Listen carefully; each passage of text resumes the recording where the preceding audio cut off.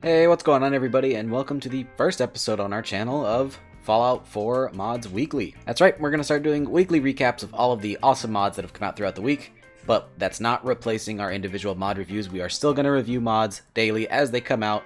This is just a recap to see any mods you might have missed or to cover any mods that I maybe didn't cover when they came out. Before we begin, really quick, these are just brief overviews of the mod. I won't go into too much detail. If you do want detail, the review of the mod itself will be on the channel if I've covered it, and I'll let you know if that's the case and link it in the description as well. Alright, so let's get into it. First up, we have the IMI Uzi by Subleader100.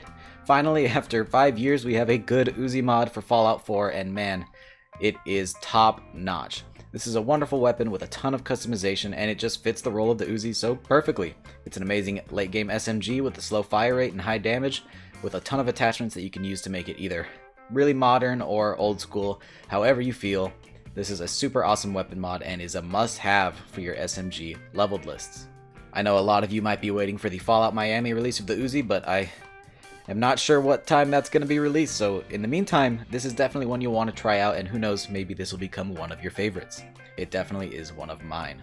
So next up we have the mod Fireflies by CDante, which does exactly what it sounds like. It adds fireflies into the game. It's highly customizable in the MCM, so you can choose the chances that fireflies will spawn, what time they spawn, and the chance of storms, whether or not they go away, and also the color settings of the fireflies. Honestly, this is just one of those little immersion mods that you gotta think there's bugs all over the place, and especially with all this radioactivity, maybe these fireflies would be a little extra glowy. So this is just a really cool immersion and ambience thing. It might not be for you, but it's definitely for me. Up next, we have the Capital Wasteland 10mm pistol by TheFriedturkey and HcGxGrill. This was the next Capital Wasteland mod release after the roadmap, and it came as quite a surprise. In less than a week after they released the workshop pack, the 10mm pistol comes out, and, well, I was happy to say the least. This is a very faithful recreation to the Fallout 3 and Fallout New Vegas style N99 10mm pistol, and I know there's a lot of 10mm pistol mods out there, but this is definitely the most faithful recreation of the original. The other ones may be nicer or have more attachments, or maybe a little bit more modern and fit better into Fallout 4, but if you're looking to get the most authentic original version, this is definitely the mod for you. And it comes with a good bit of attachments too, as well as some weapon skins, which seems to be a feature of all of the Capital Wasteland Project weapons. I definitely like this one, and it also comes in as an additive weapon. It is not a replacer, so it will spawn alongside the original 10mm pistol.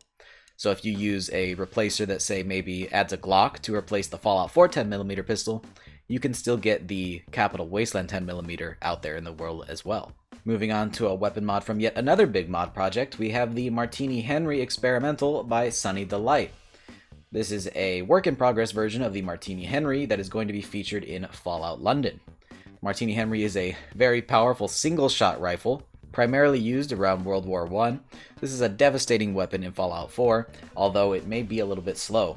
It's definitely great for taking out smaller enemies, but if you're coming up against a Deathclaw, you might want to reconsider something that can sling out just a little bit more lead. There's also a unique version of this weapon out in the world called the Queen's Gambit, which is solid gold and is really, really cool. There's also a neat little surprise whenever you pick up the Queen's Gambit for the first time, so go check it out for yourself and see if you can figure it out. And then finally, for our recap, we have the Capital Wasteland Workshop Pack 2 by TheFriedturkey and HcGxGrill. This is an add-on for the original Capital Wasteland pack that came out a few months back. This will add a ton of new items from Fallout 3 and Fallout New Vegas into your Settlement Workshop menu.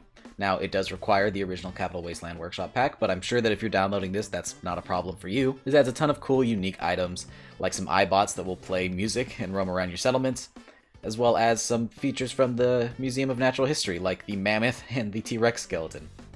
There's quite a bit of cool stuff here, and some neat surprises, to say the least. This is definitely one you want to check out if you're a fan of the Capital Wasteland project, or just a fan of Fallout 3 and Fallout New Vegas in general. You can get a lot of neat stuff into your settlement that you might not have been able to before. So yeah, guys, those are some of the coolest mods that have come out in the past week, and I hope you enjoyed this series. Let me know in the comments if this is something you want to see more of, if you like the weekly recap style, so that you don't have to go and track down every single mod that's come out on your own. Like I said, these aren't in-depth reviews. If you want those, there will be links in the description for all of the mods that I have covered on my channel, as well as links to the mod pages for PC and for Xbox. That's right, Xbox users, I'm listening. I'm finally including those links. I've been really lazy about it, but they're there now. I really hope you guys enjoyed the video. If you did, drop a like to show me that you liked the video, and subscribe if you want to see more content like this in the future. We also have a Discord that'll be linked in the description. If you want to come by, you can get some load order help or just chit chat with people in the Fallout community. I hope to see you guys there, and I'll see you in the next video. Peace.